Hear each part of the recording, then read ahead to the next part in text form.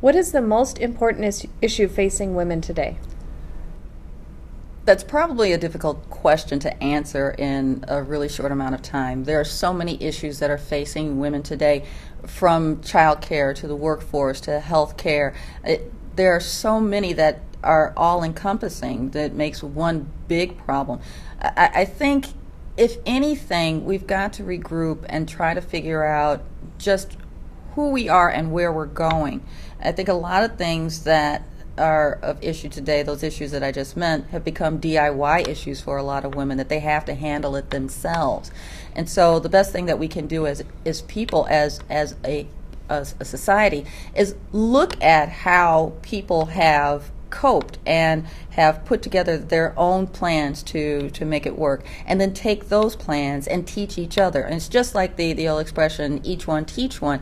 We really have to find out who we are. We've become so splintered and so fragmented as a society that everything is so polarized. It's us against them, it's you against me. We really have to stop that and look at the pie that we have, this ever shrinking pie of ecological and financial resources, and figure out how we're going to make it happen as a group. And we all know that women as a group are a little bit more sensitive to these issues, and will reach out and will put a hand out across the table and say, you have something I need, I have something you need, let's make it work. And if anything, it will be women that will make the difference in where we go in the future, because women have these inward capabilities to try to figure out what the problems are and work together to make it happen.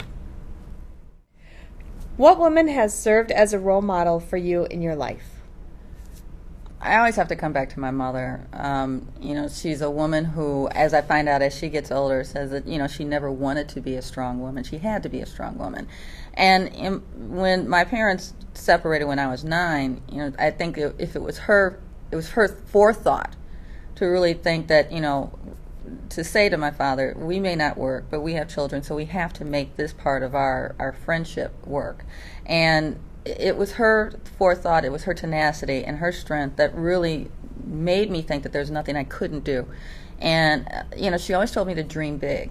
And I think if it wasn't that, and I really listened to the things she said, I really wouldn't have gotten where I am today.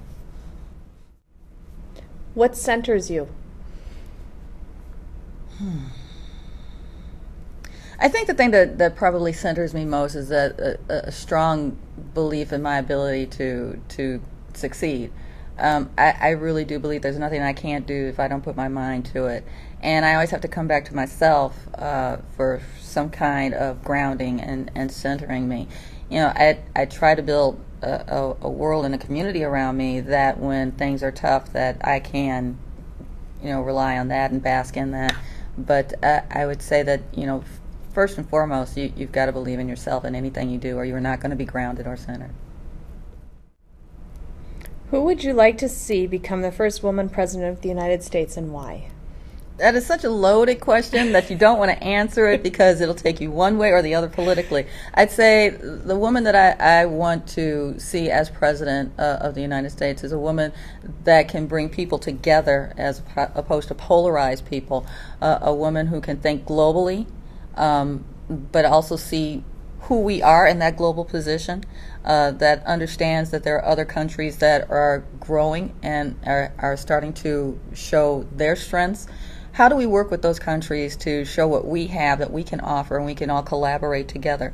But one that also remembers what is most central is who we are as a united family, not one group or another, one culture or another, one religion or race or another, that we are a cultural family and we are a melting pot. We are the ones that offered their hand to the world and said, come here for a democratic and humane way of life. We have to practice what we preach, and any president, especially a woman president, will know that any family that you bring together as a family. There's people who adopt millions of children around the world. There are people who have foster children. There are people who know that any collection of people is a family. And I think the first woman president has got to know that, as one group, we are a family, no matter what our differences are, and how do we present that to the world as a united front. Who is happier today, men or women? I think there's a shift in who we are, again, when people are frustrated and lost and looking for who we are, that you start to see some of these old images come back as to what was a glorious time for people or certain people. I would say that, you know, the lessons that we learned in the 70s are being lost on young men and women today, and the things that I see really goes back to a very sexist society that really kind of celebrates a woman's diminished role. And I think is a struggle as to who we are between men and women. I can't say that either one of us are happier because, you know, there definitely is a pink-collar ghetto for a lot of women who try to move up the line in corporate America. But then there's also these movies that come out and say that you can have it all. You can have 3 kids and you can travel the world on a corporate job and you can still be glamorous and, you know, weigh 100 pounds. It doesn't work.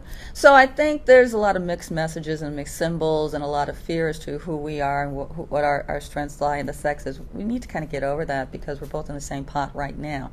Everybody's kind of trying to figure out who it is. You have to turn to each other in order to figure out who you are individually too.